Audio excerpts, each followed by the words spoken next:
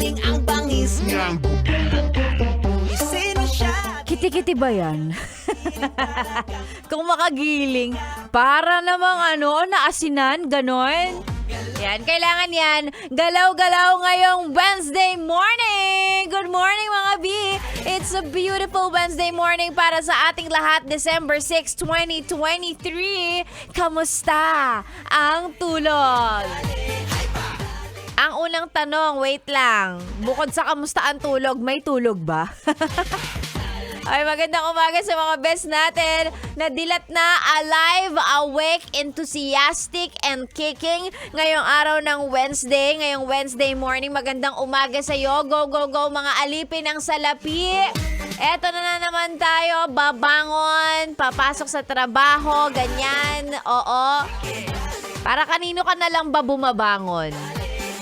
Ano na lang ba ang dahilan ng pagpasok sa trabaho, pagkayod sa araw-araw? Baka kasi nakakalimutan mo, kaya ka siguro nawawalan ng gana. 'Di ba? Minsan pag nakakalimutan mo kung para saan yung ginagawa mo, diyan ka makaka-feel ng pagod, ng exhaustion. Exhaustion, wow! English.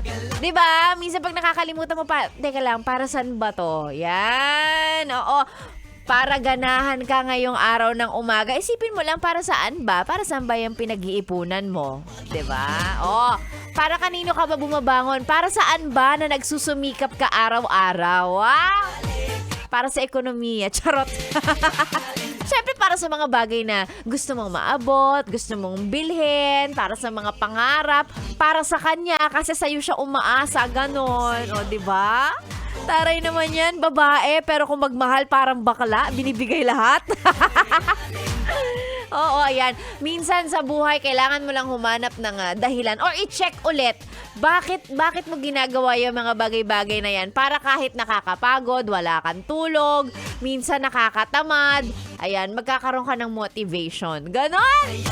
Sabi. Si Sexy Megan, para kanino ba ako bumabangon? Aba di syempre, para sa mga luho ko. Hoy, joke lang, walang luho si Sexy Megan ha. Hindi ako maluho, hindi ako mamaterial na bagay. Yung sasabihin mo, bibili ako ng mga Louis Vuitton. Wow! Givenchy, ganon. Hirap nga akong bigkasin eh, bibiling ko pa. Eh di mas lalong alam kong hindi ko afford yun, diba? Hindi ako mahilig sa ganon, pero mahilig ako sa mga sa mga travel sa ganito. Subukan ko tong ganito, ma-experience ko to, babayad ako ng ganito. Yung ganon, mas gumagastos ako para sa ganon. For experiences, tumikim ng masarap na pagkain, mga ganon. Mas doon ako gumagastos kesa bumibili ng mga material na bagay. So si Sexy Megan, kapag ka nawawalan ng gana, tinatamad, ganon. Ayaw pumasok. Wow! Iniisip ko na lang, sandali lang, hindi tayo pwedeng magtamad-tamad sa life because ang gastos ko eh. Yan, di ba ganun eh? So sige na nga, gawin ko na nga to, ganon. Siyempre, pera talaga yung motivation natin. Ayan, at lalong-lalo na, di ba, pagka alam mong, sige, konting gapang na lang, baka naman matatanggap na natin yung ating 13th month pay, yung ating Christmas bonus, ganon. Sige na, sipagsipagan mo na. Ha? Pasok ka na ng pasok dapat niyan. Dapat hindi nagmiminti sa attendance sa pagpasok pag December, 'di ba? Para pagka nakita ka ng kung sino mang boss, madaling humirit na, sir, wala ba bang pa-Christmas bonus dyan? Ganon. Sir, wala bang pa-special merienda naman today? Pasko naman eh. Ganon. Ganon ang mga galawan. O siya, hoy, galaw-galaw na mga B, mga kapwa akong alipin ng salapi, mga kapwa akong hindi pa pwedeng tamarin kasi hindi pa tayo mayaman. Tapos gastosera pa tayo. Dami nating gusto sa life.